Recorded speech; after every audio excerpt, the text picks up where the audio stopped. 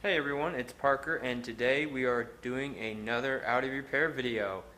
The last video I did was over the coils and the plugs on my Audi A6, and today we are going to be replacing the low pressure fuel sensor.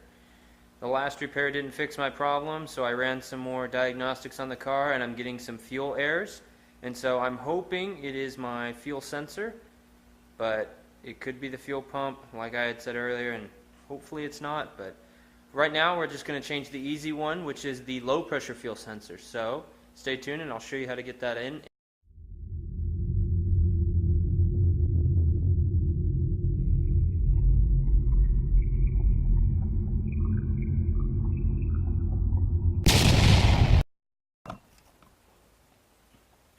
Alright guys, right here is the low pressure fuel sensor.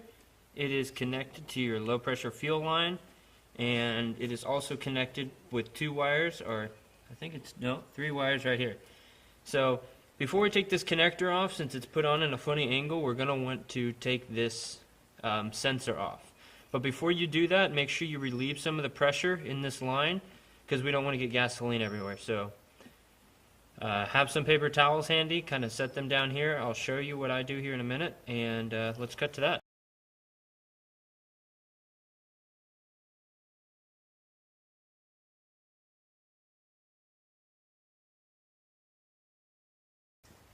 Alright, now that we have some paper towels put in there just to soak up the excess gasoline, we are going to need a 24 millimeter wrench.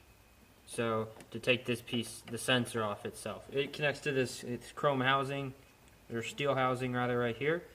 So what I'm going to do is I'm going to start loosening the pressure, loosening this just a little bit.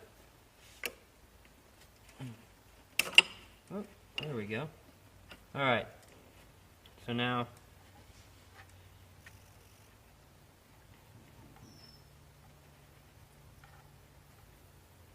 I'm hearing a little bit of like a compression, so I'm going to slowly turn it.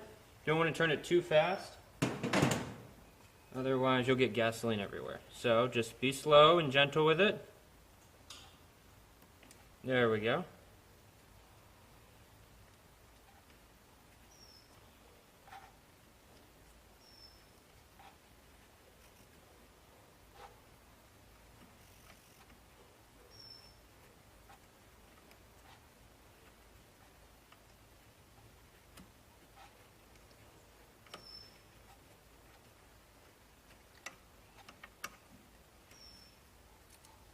And there we go. So this is your sensor right here. We're going to get a flat-headed screwdriver and push right down in here. This one may be too big. And push up. There we go. So right here, you're going to push down on it at the same time you pull it out. So this is the old sensor.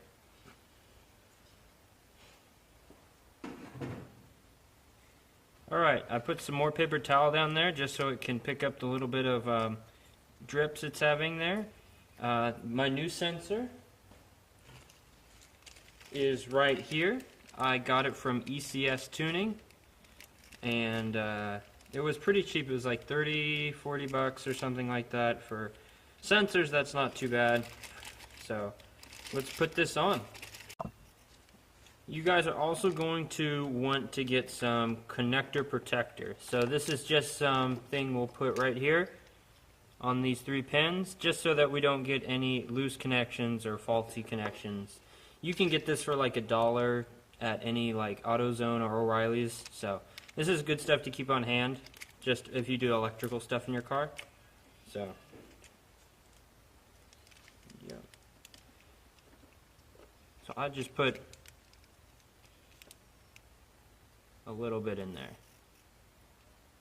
There we go. And then just save that for another use. So I could go ahead and connect it now, but what I'm going to go ahead and do is, since connecting is a lot easier than disconnecting it, I'm going to go ahead and screw this in.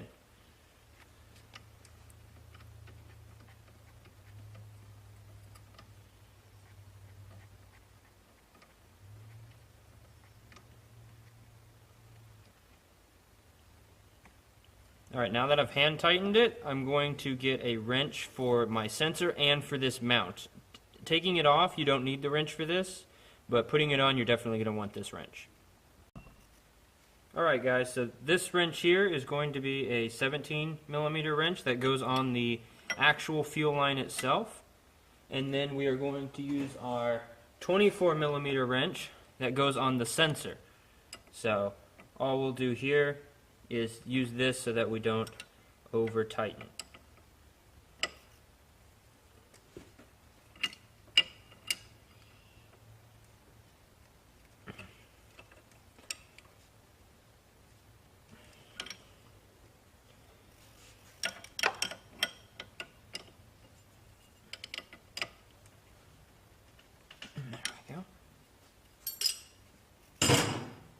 Alright, after that is tightened on there, we're going to take our connector, and it is keyed so that you can't put it on backwards, and we will set it right in there.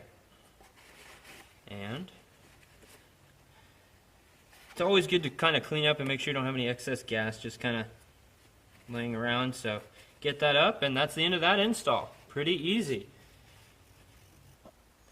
Alright everybody, well I hope you enjoyed this install and I hope it was helpful for you. If I have any more installs I will definitely put them up, but make sure you get your parts off of a reputable website. I like FCP, Euro, and I like ECS tuning.